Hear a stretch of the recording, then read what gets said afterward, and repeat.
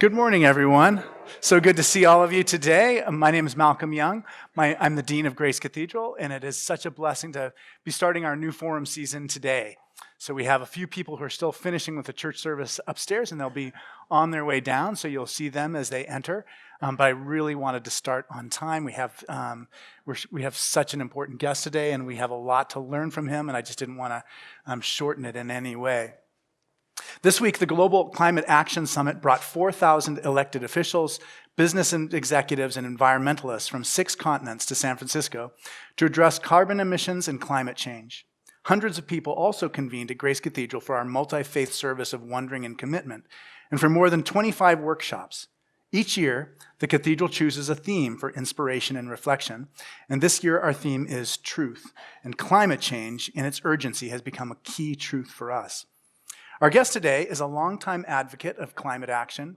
He has had a distinguished career in government and academia and in the world of business. He has held 4 different federal cabinet posts, taught at 3 of this country's great universities, and was president of a major engineering and construction company. He served in the U.S. Marine Corps during World War II and earned a PhD at MIT in industrial economics. In 1989, he was awarded the Medal of Freedom, the nation's highest civilian honor. Please join me in welcoming George Shultz.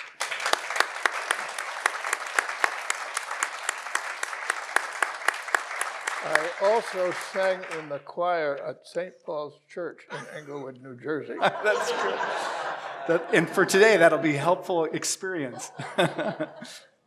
I would say that you're a very deep friend of the cathedral, too. Absolutely, but let me just make a remark. You read off all those different things that happened. My wife and I came to the service here at Grace Cathedral, the multi-faith service. Right. And it was really moving because people with the different faiths came with their artifacts and they sang their songs in their language. And you got a sense of the variety, and then they all had a common theme. Right. It was really a sensational thing. You're right, and this was the Wednesday service, the GCAS service here at Grace Cathedral. And I think we see so many images of conflict and tension among different religions when we read the newspapers or see television. You're right. Here we all we all have this common care for the planet. But let me put in a plug. You ever heard of Bill Swing? Yes, I have. Well, Bill's a wonderful person. He married Charlotte and me at Grace Cathedral. But he has started something called United Religion Initiative. And he puts together cooperation circles. You have to have at least 3 religions represented to have one. And they talk about some problem that they have in common and try to work it out, and it works. It's now in 104 countries. It has almost 1 million people involved. It's a great concept. It gets people into the frame of mind where you have a different religion from me, but that doesn't mean I have to hate you. I can work with you. I can solve some problems. It's funny because I just this moment, a little light bulb went off over my head, and that was, it's 3 religions. It's not 2. And I think being in a group where you have that dynamic of 3, it's not like us versus them. It almost makes it a little bit easier to cooperate. And they can get things done because they have 3 different constituencies that they can go to and say, hey, let's do this. Right. One of the things that, reading your book and studying your career and learning about you, it strikes me, it's almost like you've lived like 8 different lives. I really Is that all? Maybe 16, exactly.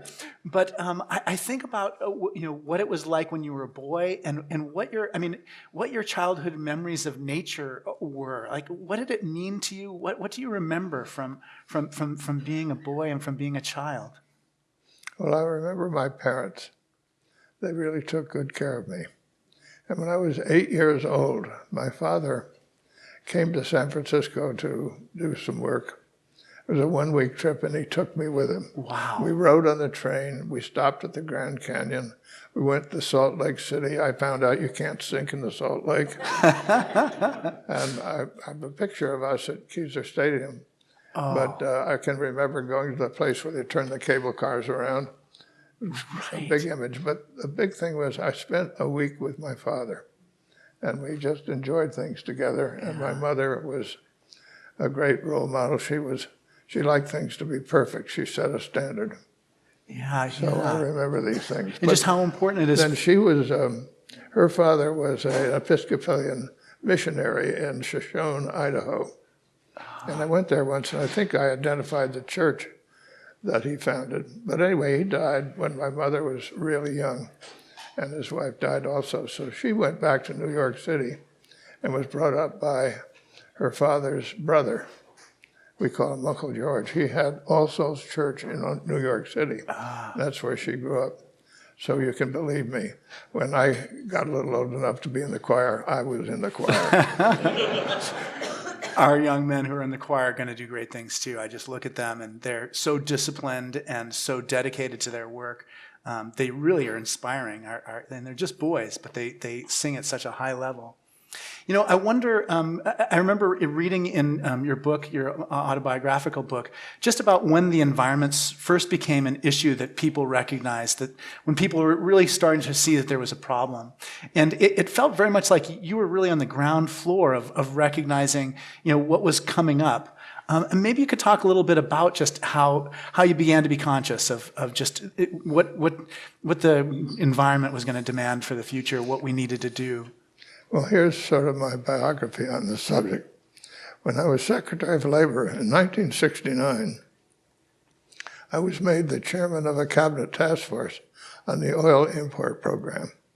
President Eisenhower had thought that if we imported more than 20% of the oil we used, we were asking for trouble in national security terms. And we were starting to bump up against that. That was the reason for the task force.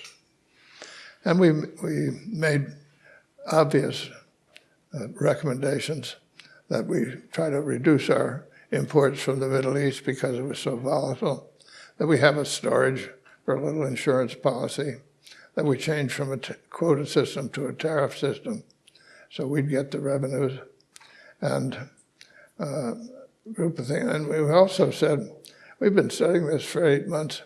We now know more about it than anybody else in the government. Energy is a strategic resource. Somebody ought to be paying attention to it. The president patted me on the head, said, thank you for a nice report. It was published. There were congressional hearings. Nothing was done. Yeah. So it came to me, you know, you can have a strategic analysis about something, but that doesn't mean you can get anything accomplished. Yes.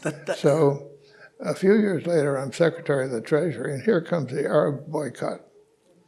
And it was a huge impact. A lot of electricity was produced by oil in those days, so Christmas lights were discouraged. Gas stations closed on weekends. It was a big thing, so it was a vivid reminder to the whole country that energy is a strategic resource, and you got to pay attention. And all the things we recommended then were put into effect. So I say, well, if you have a crisis, you can do something, but you don't do anything very well unless you're prepared. So the early work that didn't go anywhere prepared us to act. And so I got that lesson. Then when I was Secretary of State, it became evident to me, and I had twice a week meetings with President Reagan, and he came to the same view, that the scientists who said the ozone layer was depleting were right. There were scientists who didn't think so, but they all agreed that if it happened, it would be a catastrophe. So President Reagan did something that we don't do today. If somebody disagrees with you, to try to eliminate them and knock them down. Right. He put his arm around them and said, you don't agree with us, but we respect that, but you do agree that if it happens, it's a catastrophe. So why don't we take out an insurance policy? You don't expect your house to burn down, but you put an insurance policy on. That appealed to them enough. Didn't get them on our side, but got them off our back. And out of it came the Montreal Protocol. And now looking back, practically everybody agrees the scientists who were worried were right. Right. And the Montreal Protocol came along just in time. So I like the insurance policy concept. Yeah. And I think now, even though there are people who I can't really understand how they can think that the climate isn't changing, given all the evidence. But anyway, there are. So I think we should go to them and say, look, take out an insurance policy, because there are obviously things happening. Yeah, it's interesting. I mean, because those are two different examples. One was, the research that you did to prepare for the oil crisis that no one paid any attention to. But then as soon as the oil crisis happened, you probably got a lot of attention for doing that work. And then the Montreal Protocol, where we recognized the problem before we started suffering too much of the effects for it. Like, what is your recommendation just in terms of helping people to understand just what's at stake in terms of the climate? How do you, what are some of the insurance policies that you see as being ones that we might want to take out, just given how things are unfolding? Well, first of all, I say to people, look at the reality. A new ocean is being created in the Arctic. Why? The ice cap over Greenland is melting fast. Why? The Great Barrier Reef, the coral reefs in the Caribbean are all whitening. Why? It affects the food chain. Important. Tropical diseases are coming north. Get ready. Why? It's obvious something's happening. Yeah. And the better we understand it, the better we can deal with it. But the consequences of disease and impacts on health, let alone other things, are severe. So I say that. Then you have to say what to do. And I was reflecting at that Grace Cathedral ceremony. They were all pledging to achieve this goal or that goal, but there wasn't any discussion of how. Right, right. So here's my prescription. Number one, have a revenue-neutral carbon tax. So you put a price on carbon, and the market reacts to a strong price. Right, right. And you get some. And I say make it revenue-neutral so that there's no fiscal drag to it. At the same time, if you give the same amount of money back to everybody, then it makes it a progressive tax, so the poor don't get adversely affected by it. Right. So I have that. In terms of like the administration, like how would that be administered? Would it be easy? Put it in the Social Security Administration. That's a bureaucracy that takes in money and pays it out. That's what they do, and they do a good job of it. So let them take this money in and pay it out. And pay it out an equal amount to each holder of Social Security number. Well, at least that's our plan. But then the second thing is pay attention to energy R&D. Energy R&D has produced a lot over the last 10 years and can produce more. For example, we now can produce small, light, powerful, inexpensive batteries. So the electric car is here. That's the result of energy R&D. Yeah. We have a little consortium at Stanford with MIT. We work together on these things. And I'm taking a group of Stanford and MIT scientists to Washington on Tuesday.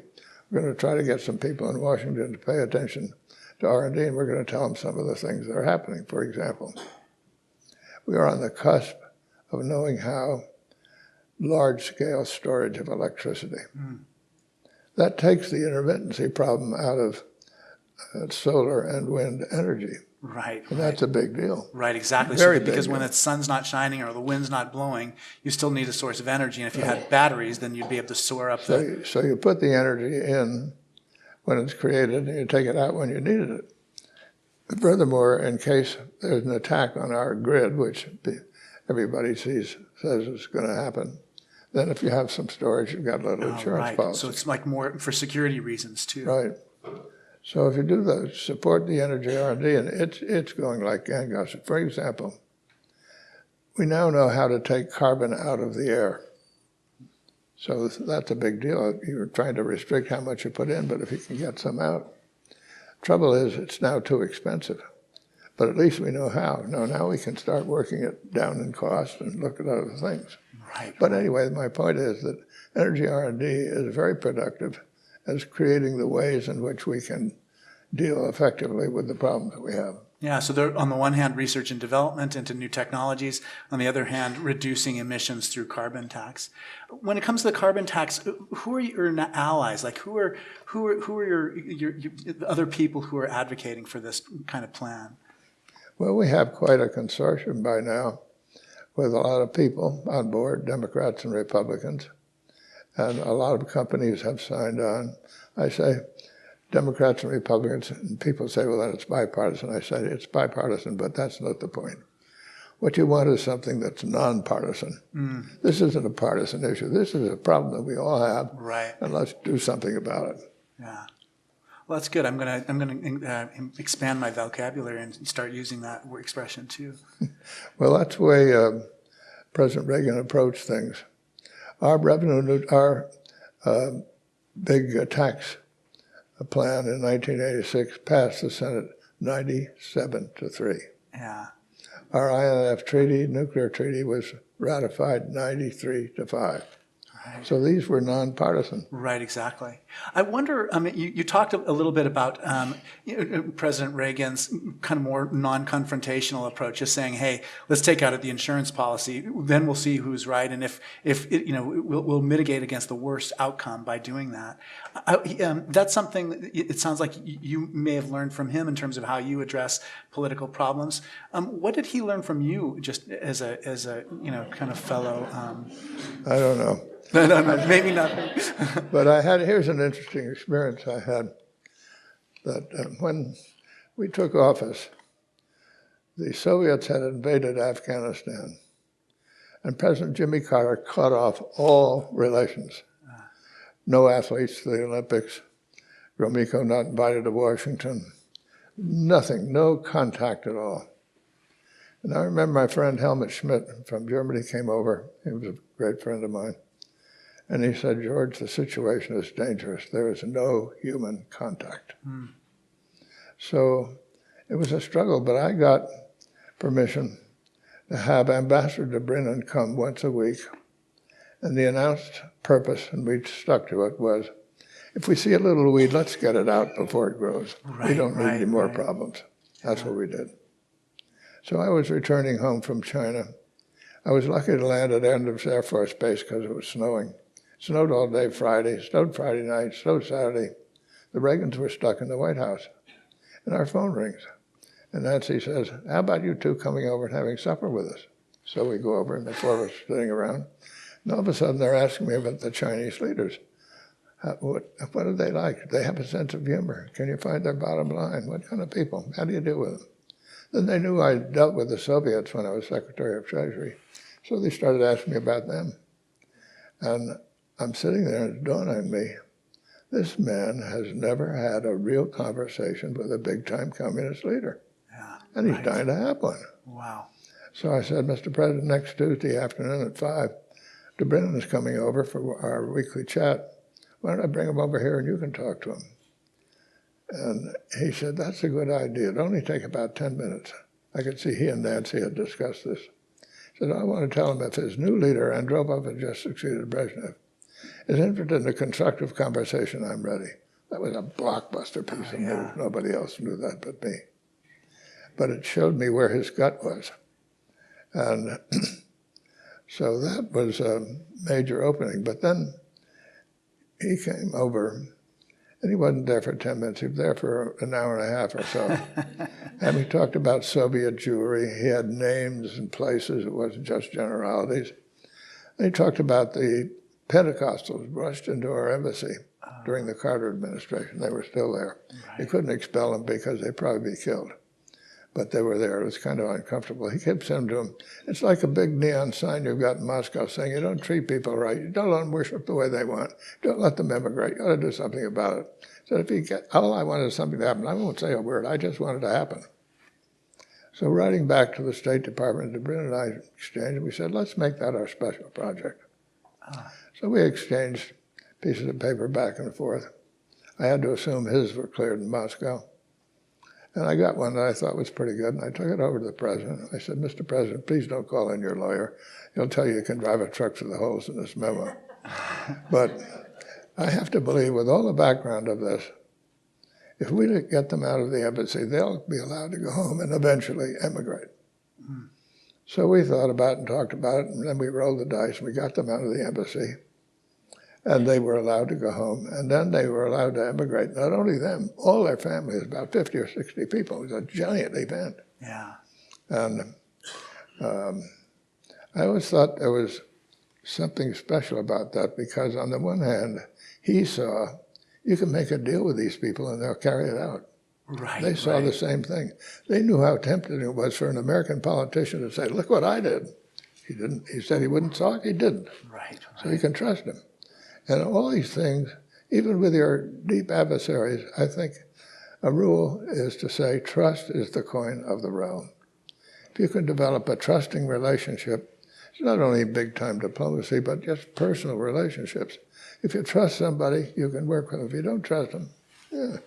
Well, you know what I like about that too is that it is a hard decision. Do you cut that person off completely, who you disagree with, or who you're at odds with, or who? And there is a power of just staying in conversation with them that opens doors that you may not recognize that are possible to be opened. So I do wonder about our tendency in our own personal lives as well as our political lives to completely. I'll give you an example. I had a glimmer when I was Secretary of State that we were just getting close to an ability to bring Israel and Jordan together. And King Hussein kept saying that he needed an international umbrella to negotiate under. We were in the process of arranging the summit meeting in Washington between Gorbachev and Reagan. And I thought, that's a terrific international umbrella.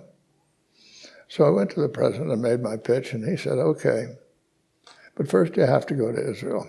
If they say yes, then you have to go to King Hussein. If he says yes, then they have to go to Gorbachev. If he says yes, we do it. So I go to Israel. Then they had a sort of bifurcated government. I go to Perez, and he says, well, I'm in agreement, but I won't say anything, because if I say yes, Shamir will say no.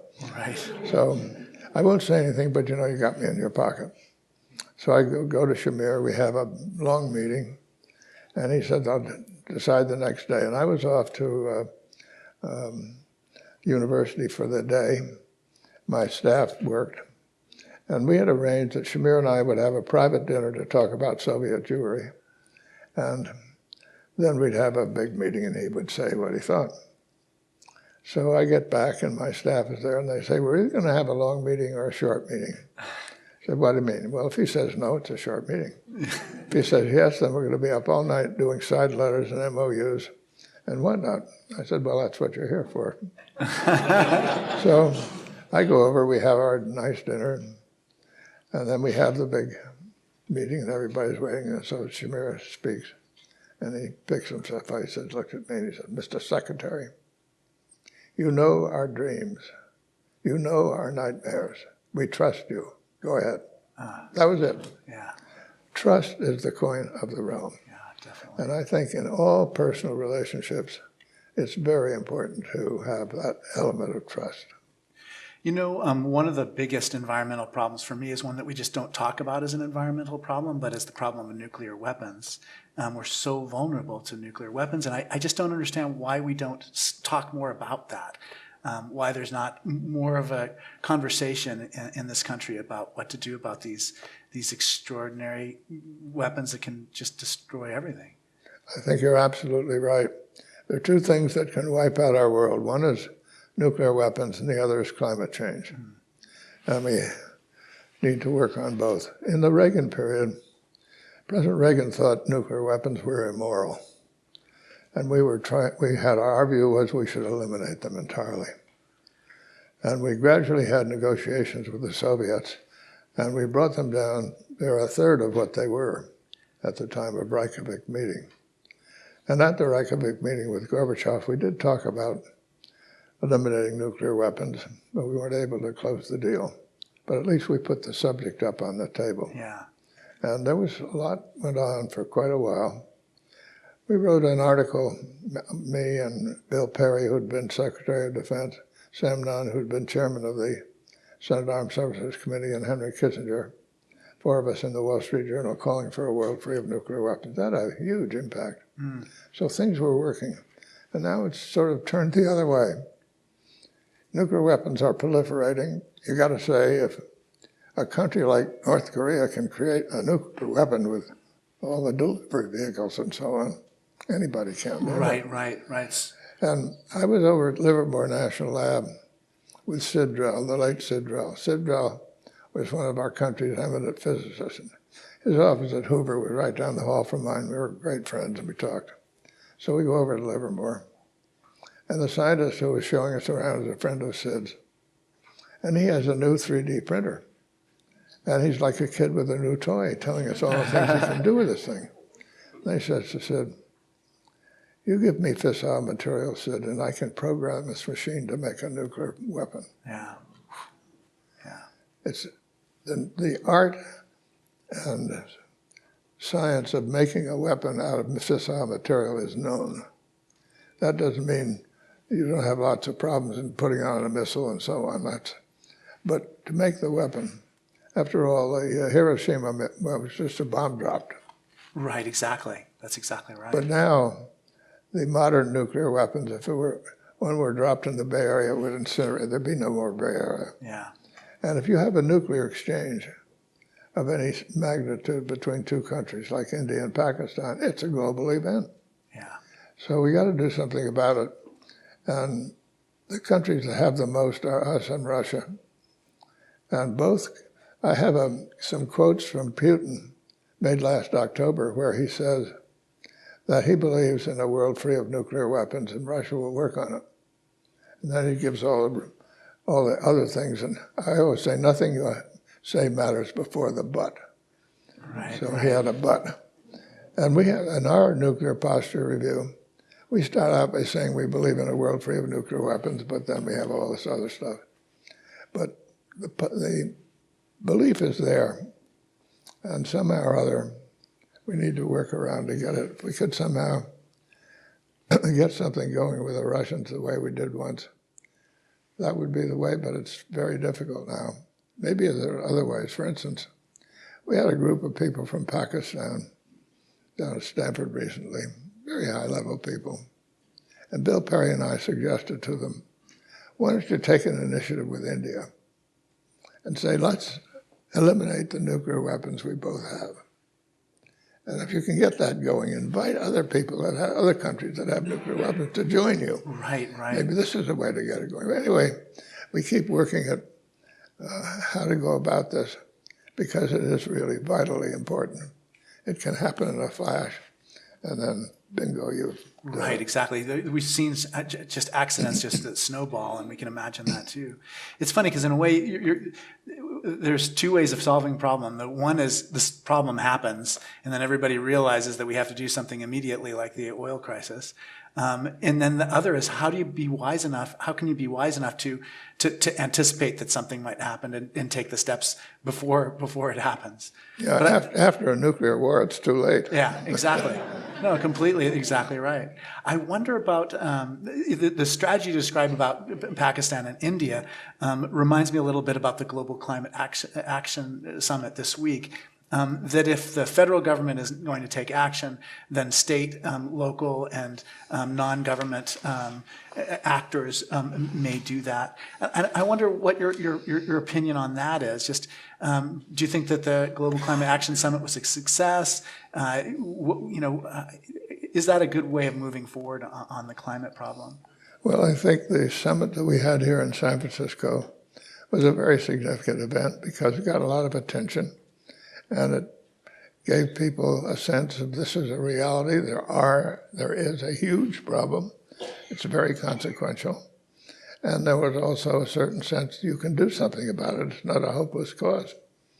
So I think we need to start putting emphasis on what to do and see some results. And then we start to snowball that.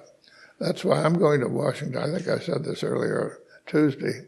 Taking a group of MIT and Stanford scientists, and we're going to talk about game changers and get anybody in Washington who will come and listen to see how much is accomplished by this, and it should be supported. Like, I don't really understand the reasoning for why President Trump withdrew from the Paris Agreement. Do you have any insight that we wouldn't have in terms of what his motivations were in doing that? No idea. Yeah. No idea, but from the standpoint of his not believing in the climate change, it's backfired because there was a huge negative reaction to what he did in this summit is an example of it. Right, it and is. Lots of states have said, we're not withdrawing in cities. And so I think it has stimulated a reaction. Yeah, you're right. You're right. That's and we shouldn't sell that short. We should definitely, But things that are being done in Washington hurt. You dump down the science. You take changes that allow more methane release and things like that. Those hurt. And this is a phenomenon that you can't say, well, wait for somebody else and they can reverse it. You do damage and you can't undo it. Right, so right. It's a big problem. Yeah, those glaciers are not going to reform again magically. One of the things that really struck me in this was, in reading your book, was reading about just like your decision to resign from the Nixon administration. And I was wondering, how does someone who is, maybe you're in the EPA and you're not happy with the direction that it's going, how do you decide when to resign and how does a government official make that kind of decision? Well, you can't be nitpicky every time you don't get right, your way. Completely. You resign. I'm done. That doesn't work. You got to keep in there and fight. But I had two occasions.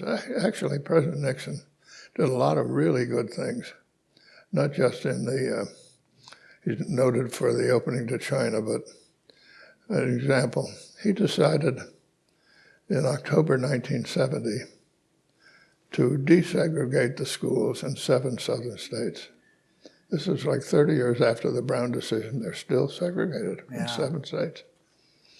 So he knows that he has to get it managed, and he appoints a committee to do it. Vice President Agnew is the chairman, I'm the vice chairman. And Agnew will have nothing to do with the problem, so it comes to me. Pat Moynihan was in the White House then. He joined me, and a wonderful lawyer named Len Garment, and an advanced man, Morgan. Anyway, we were a little team, and we worked on it. And we went to the president, and we said, we're going to appoint biracial committees in each state. And we don't care at all about the political party these people belong to. What we're looking for is strong, respected people. That's our definition. That's what we want. So he agreed. So we formed these committees, and everybody thought Mississippi would be the toughest state. So we brought them to the White House. And we wrote in the Roosevelt Room, which is right across the hall from the Oval Office. And I knew from my labor relations experience that you got to let people blow off steam. But they're doing that, you can't get anywhere. So I let them blow off steam for about a half an hour and then closed that down. I had the Attorney General come and I said, what are you going to do in the schools? I'm going to enforce the law. Thank you. I said, well, this argument this morning has been fine, but the reality is it's going to happen. And the only question is, what problems are going to arise? These are your schools, these are your children, these are your communities. So what are the problems and what can you do about them? And with most Americans, once you get them in a problem-solving mood, they will work at it. So they began to do better. And then I took them over to the diplomatic reception rooms in the State Department, where there's a desk that was built by Thomas Jefferson, on which he wrote most of the Declaration of Independence. The quill is still there. And all men are created equal. So they saw that desk. Then I had the 2 people I identified as I thought should be the co-chairman of the group. You have to have, once a group gets formed, you got to have somebody to run it. And we're really getting somewhere, so I left. And there was a young lawyer from the Justice Department who got after me. He said, what are you leaving for? You stay there and work on it. I said, you don't get it. If I'm there and they come to an agreement, it's my agreement. If I'm not there, it's their agreement. And we want it to be their agreement. Right, so it's better that I'm not there. Anyway, we come back to the White House in the afternoon and we get in good shape, go across the hall to the Oval Office. And President Nixon says, well, here we are in the Oval Office. Think of the decisions that have been made here that have affected the welfare and security of our country. Well, we have this very important problem, and I've made my decision. But that's not enough in a country like ours. People in the states and communities have to make their decision, and that's why we're here. and we expect you to be working on it, and we'll work with you. It was very inspiring. Anyway, we get toward the end, and we had delegations, and they all went off well. So Pat Moynihan and I decided our last one was Louisiana, and we should have it in the South. And after it, in the late afternoon, we should have the co-chairman from each of the states come, and that would be a way of kicking off. So we have a meeting in the Oval Office, and I make my pitch, and Vice President Agnew says, "Mr. President, don't go. There you will be in a room. Half the people will be black, half the people will be white. There's going to be blood running through the streets of the South. Blood will be on your hands. Don't go." So the president looks at me. I said, "Well, Mr. President, whatever happens, it's on your watch. But you've seen these people come up here. They've been working. We've been working with them. And I think the way to go is to keep working at the problem, and maybe we can have something happen in a positive way." So he decides to go. So Pat and I go down the night before, and we meet with the Louisiana group. And it's going, but it's not going quite as well as usual. And it's dawning on me, it's one thing to meet in the White House, it's another thing to meet in a hotel room in your hometown. It's not the same venue. But anyway, they're getting along pretty well, but they're not quite there, and the president arrives, and I have to go out and tell him, "Mr. President, they're not in the shape they usually are when they come into the Oval Office. You're going to have to put this over the top yourself." And he goes in, he does a good job, he listens, and by the time he gets through, they're on board. Then we go to the meeting of all the co-chairmen, and it's like a revival meeting. They're all saying, "Have you thought about this wrong? What are you going to do with this?" Back and forth ideas. It was very inspiring. Yeah. And as it happened, the schools opened and there was no violence. It was a miracle. Right. But it was inspiring, and President Nixon led that effort. So he did a lot of good things as well as his other side getting the better of him. Right, which you talk about in the book. But how did you make that decision? But on for the yourself? resignation side, I had two tough occasions. When I was Secretary of Treasury, the IRS reports to the Secretary. And the head of the IRS at the time, a man named Johnny Walters, and I had worked together a lot because we were trying to figure out how to simplify the tax code, and the IRS knows more about it than anybody. Right. And he comes to my office and he says, "I just had a visit from John Dean, the president's lawyer." And he gave me this list of 50 or so people. And he said the president wants a full field investigation made of each of them. Full field investigation on you is a very unpleasant thing. He said, "What do I do?" I say, "You don't do it." "What do I tell John Dean?" I said, "Tell John Dean you report to me." And I said, "No." So there's on the Nixon tapes there's a conversation between Nixon and Dean saying, "Who does this little blue eyes think he is, not doing what we want?" But they never had the nerve to come to me, so it didn't happen. So I figured, fine, I'm the guardian of the IRS, I'll stay with it. But then the wage and price controls reported to me, so-called Cost of Living Council. I had opposed them to begin with and was trying to get rid of them. And we had taken out the compulsory part and were gradually trying to ease away from them. They were distorting the economy badly. And we had told the president, as we do this, there'll be a little blip, but then it'll come under control. But anyway,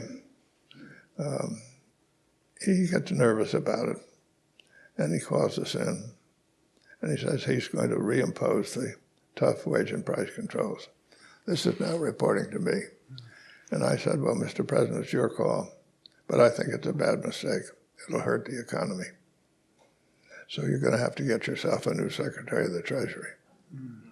So I resigned. Right.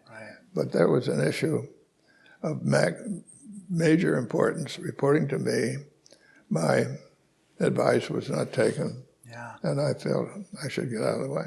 There are two actually great examples. One is a matter of personal principle of just, and the other is a matter of a major difference in policy understanding. Yeah, and do you have any advice for people who are in that bind themselves? I mean, what would you say to your younger self who comes to you and says, asks, this question? Well, I would say, first of all, public service is a privilege and an opportunity. You get to deal with things of a magnitude and scope that you don't deal with in any other way. Yeah. So it's a great opportunity and a great privilege to serve. And if you have the opportunity to serve, do it. But of course you want to serve in an environment where you feel you're progressing and doing things that you believe in. So, but I think that's a big piece of advice I would give. As I look back on my public service, first of all, as a U.S. Marine in World War II. Right. And I'm supporting a little movement that's going on now, trying to get veterans to run for office. And we don't care whether Republicans or if they're veterans, let's support them, because a veteran has in them or her the idea of service. That's what you're doing when you're serving. And if you've been in combat, you know the toughness of it. And you know that it's teamwork. You have a group of people. You're not going to accomplish anything by yourself. And you may have little disagreements, but in the end, you've got to follow the leader. And then you get somewhere. So a veteran has built into that person a lot of good instincts. If we had more of them in Congress, we'd have a better Congress. So I'm pushing for that. One of our traditions at the forum is that we take questions on note cards. And so if you have questions for Secretary Shultz, please write them down for me and I'll be able to transmit them.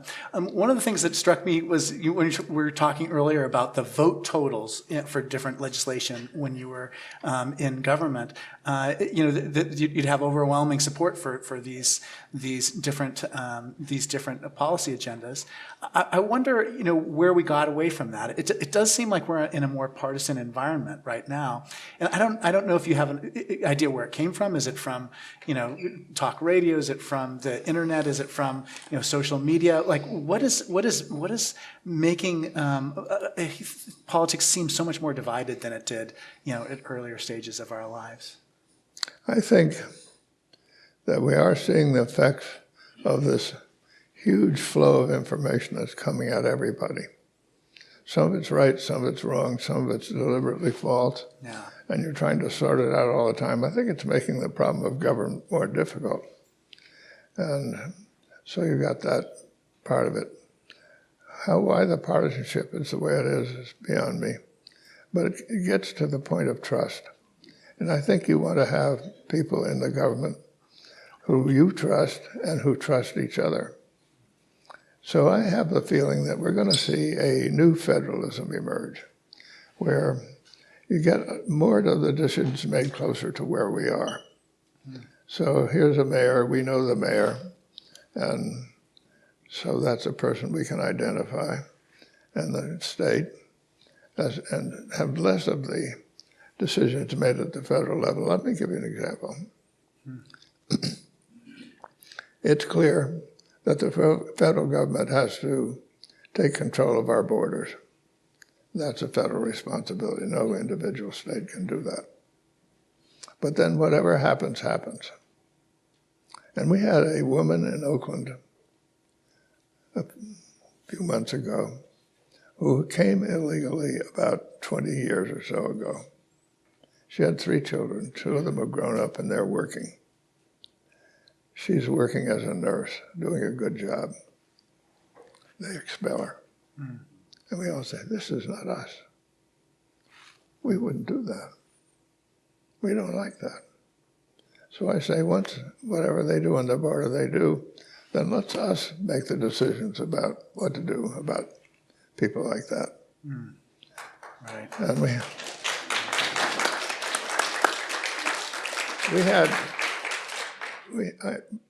once there was a guy named Lee Kuan Yew. He was the man who created Singapore. He's a brilliant guy, a good friend.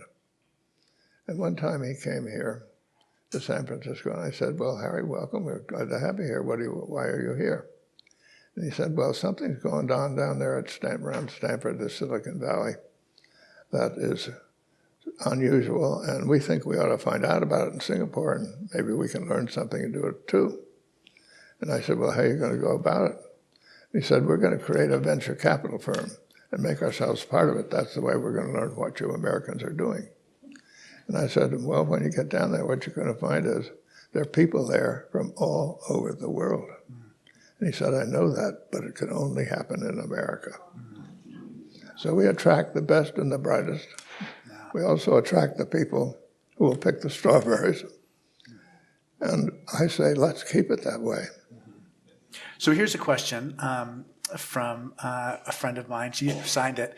Please say more about why you prefer a carbon tax and dividend to cap and trade, which has proven to be very successful and being modeled in China as a market-based approach. So, well, I think that we've studied that issue quite carefully. And the tax approach is much more effective. Because with cap and trade, you don't know what the price of carbon is going to be. It goes up and down everywhere. You put a price out there and it stays, and people know what it is and they react. And so we much prefer and also the cap and trade tends to be, get a little corrupt if you aren't careful, because offsets emerge. And people then pay for the offsets, and you get somebody does something in Uganda and you get an offset and you don't know what's going on.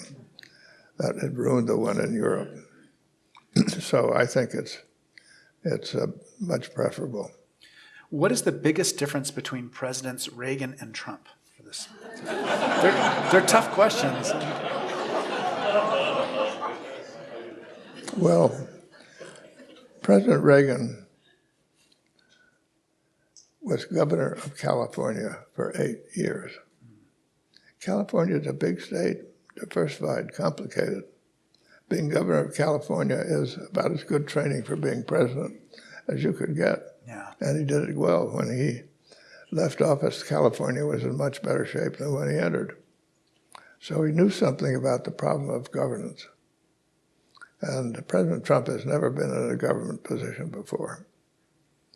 And one of the things that President Reagan understood was the difference between strength and force. And he realized strength is what you want. Force is a means to an end. If you use force effectively, it gains strength. If you use it ineffectively, it loses strength. But the object is strength. Now here's an example. Early in his presidency, the air traffic controllers went on strike. And he took a principled position. He said they took an oath of office that they wouldn't strike. Now they violated their oath. They're out.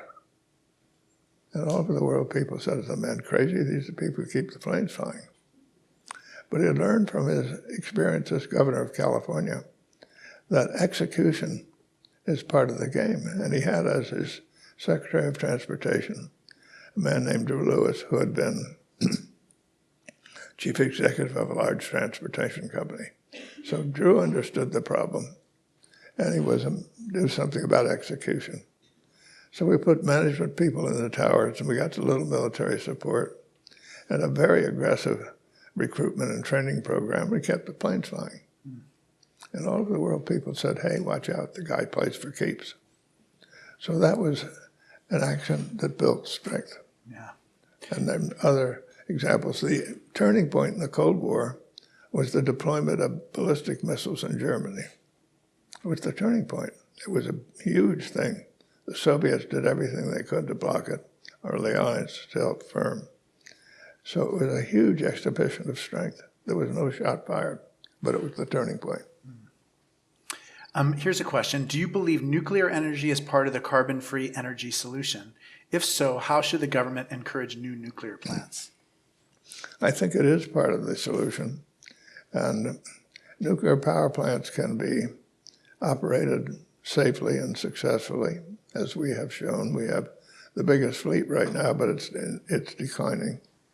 I'm also working a little bit and trying to encourage work on a small nuclear reactor. I think this would be a great thing if we could develop it. And it should be possible. After all, the Navy puts them in submarines and carriers. Why can't we get a civilian version? The reason we can't just take what the Navy has done is that it requires weapon-grade fuel. And we want something that doesn't do that. So I would advocate that. And I am sorry to see the nuclear plants dropping out one by one, because I think it's carbon-free energy, and it works. My daughter was born 1 month ago today. What can I do as a new dad to raise my daughter in the best way in terms of addressing climate change? What can I tell my daughter about the future?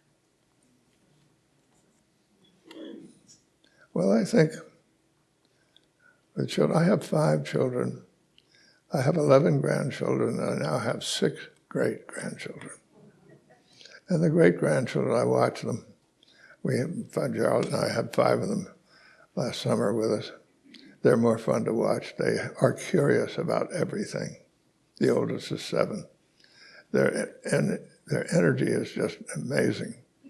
And they learn, every once in a while they learn something. They realize they learned something and look at you and smile and say, look at me, I just learned something. And you can't help but say to yourself, what kind of a world are they going to inherit? And is there anything I can do to make it better? So that's my motivation in life right now. But I think one of the things you can do with children is set a good example. And they watch. I had mentioned earlier my trip with my father. So I spent a week with my father and I watched him doing things, interacting, trying to solve problems, help people. That has an impact. And so those are things that my mother, if she was going to bake a cake, it had to be a perfect cake. So I can taste them today. Her cinnamon cakes with a nice dressing on top, best thing you ever had. So here's a question. Elizabeth Corbett wrote a lucid book, Field Notes from a Catastrophe, explaining with the factual status of our environment. Do you know about the book? Or No. Okay. The next question is, it's from the same person, so the person got a chance to write too. Many feel that we planet dwellers have now passed well beyond the tipping point on the planet's global warming caused by us. Do we believe we humans have the will or technology to reverse this in time to create a sustainable future? Where we are in terms of tipping point is hard to say, but I think we're far enough that you can very clearly see the impacts and you can see the damage that happens as the world gets warmer. So I think it's an urgent problem. That's a reason why I think it was very worthwhile for the governor to have convened this week we've had here in San Francisco, because we're trying to dramatize that this is an issue we have to do something about, and there are things we can do. It's not hopeless. There are things you can do to reduce the amount of carbon you produce. As I said earlier, we also now we know how to take carbon out of the air. It's too expensive, the current position, but we'll work it down and get at it. So support energy R&D, support something that gets people to pay attention and not use carbon. We had a book published, we published a book recently that is very careful in identifying ways in which you can reduce your use of energy. For instance, when I first sat here, the lights were so bright, I couldn't see the audience, and I complained, and they dimmed them out a little. But in that process, you have used less electricity. So that's a plus. Right. But it's amazing how much I used to work in a building in San Francisco, and we had an energy crisis, electricity crisis in California. It was about 10 years or something. So we decided we should do something about it. We dimmed the lights in the corridors, and all of a sudden people realized, hey, this is better. It was too bright, glary before. And then this was an outfit where we traveled a lot. But in the morning, there was a routine. You came in and you turned on all the lights. And we said, look, if an office is not going to be used, don't turn on the light. And when you go out to lunch, turn the light off. And so on. And we saved about a third of our electricity bill just by doing that. Wow. But there are lots of things you can do if you're motivated to save on electricity. And when you do, you're making a contribution. Anyway, there are lots of things that can be done. I don't think we should be giving up at all, nowhere near. Great. This year, every year the Cathedral chooses a theme. This year our theme is truth. And here's a question from somebody on that That's topic. an elusive subject. It's a good one for this year. How can we strengthen and defend the source of truth, especially in our press? Well, I think that competition is a good way of going about it. Let there be competitive press, and people can sort it out for themselves. I know we're watching the evening news. We'll tune into Fox for a little while, then we turn into MSNBC.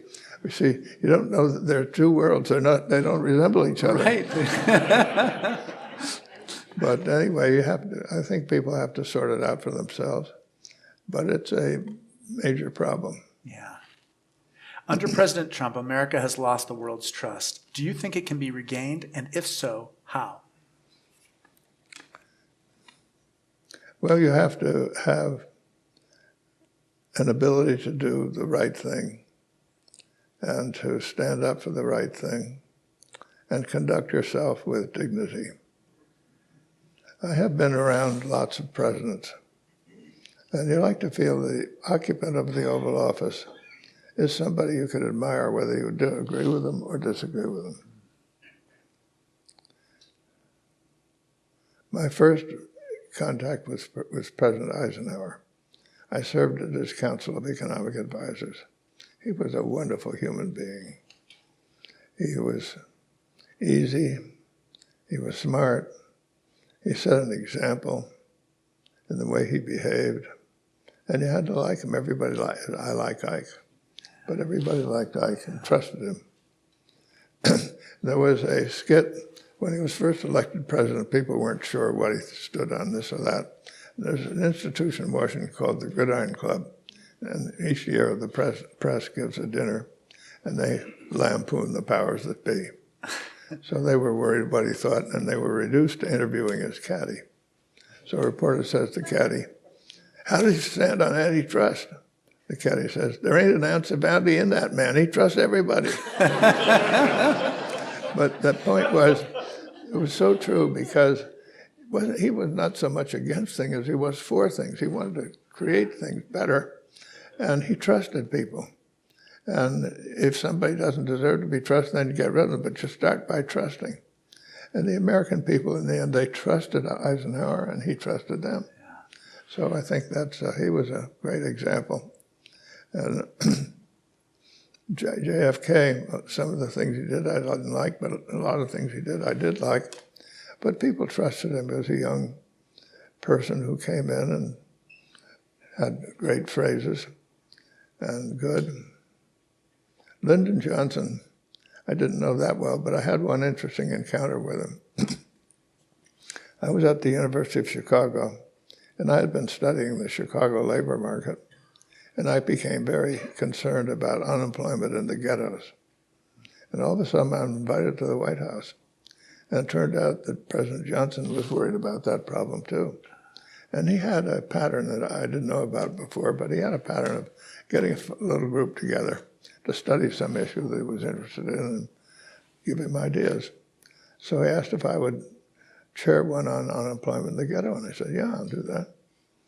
And then he said to me, George, if you come up with a good idea, and it turns out to be your idea, probably not going to go very far. But if that idea becomes my idea, it just might go someplace. I might make myself clear. So we came up with a good idea, and he ran with it brilliantly. Our idea was, let's persuade employers to take the unemployed in the ghetto onto their property, give them something to do, pay them, and train them for a job they can see. And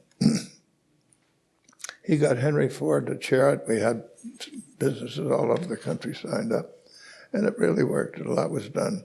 We found out the first thing you have to teach people is how to be in the labor force, how to get up in the morning and get dressed and show up, and then train for a job. But anyway, it was quite an experience with Lyndon Johnson. And I mentioned President Nixon. Nixon was, I mean, everybody thinks negatively about him, but I was out here at the Center for Advanced Studies, and I had been asked to get a little group together and some recommendations in the labor relations, wage price, and so forth, that area. So I got a good group together, and practically right after the election, we sent in a report. And then my friend Arthur Burns calls me and says, if the president asked me to be Secretary of Labor, would I accept? And I talked it over with my family. I said, yes. So then the president calls. And I said, yes. And then he said, I'm going to announce my cabinet all at once, like a Super Bowl. I now give you my Secretary of State and so on. So don't say anything and you come to Washington. And he said, but when you come, bring your family, because the next day you're going to be very busy. And we're going to arrange to show your family Washington like nobody else can see it. He said, and I'm doing this, and I'm going to continue doing this because I know that you come here and you work hard, and it's very hard on families. We're going to do everything we can to see that the family takes part as part of this. I thought it was a wonderful insight. Yeah. And when I was director of the budget, I was close to him, and he said, I'm not going to be at Camp David this weekend. Take it if you want. Bring your friends. So we'd go up, and we'd go to Camp David, and my wife would have a sigh of relief because to get there, the Navy takes over. You don't have to do anything. So it was great fun. So I give Nixon credit for that little human insight. Yeah, definitely. We are out of time because I have to preach a sermon. What are you going to talk about? I am going to talk about a bunch of things, but one of the things I was going to talk about is one of the things that I learned at the Global Climate Action Summit this week. But maybe do you want to close by telling us something that you learned at GCAS this week? Well, I learned that there are a lot of people, very different backgrounds, who recognize this is a problem and want to do something about it.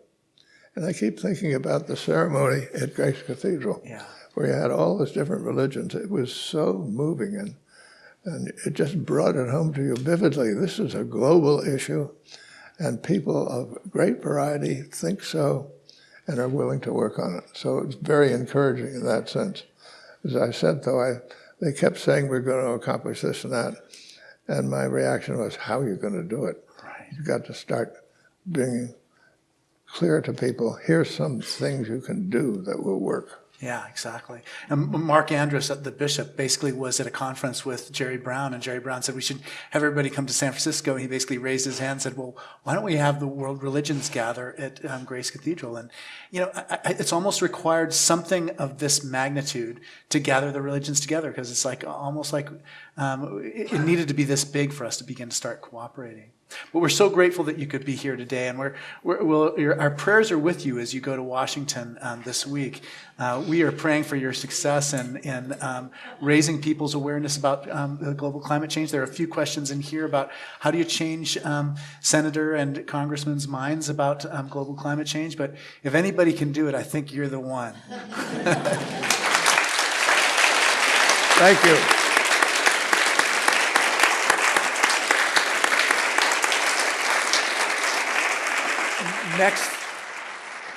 Next week, Abbott Bailey will be here with Suki Bryan, the artist in residence for Grace Cathedral this year. It should be a great conversation. So it'll be here again at 9:30. Our service begins at 11, so please join us upstairs if you're able to. Thanks very much for being here.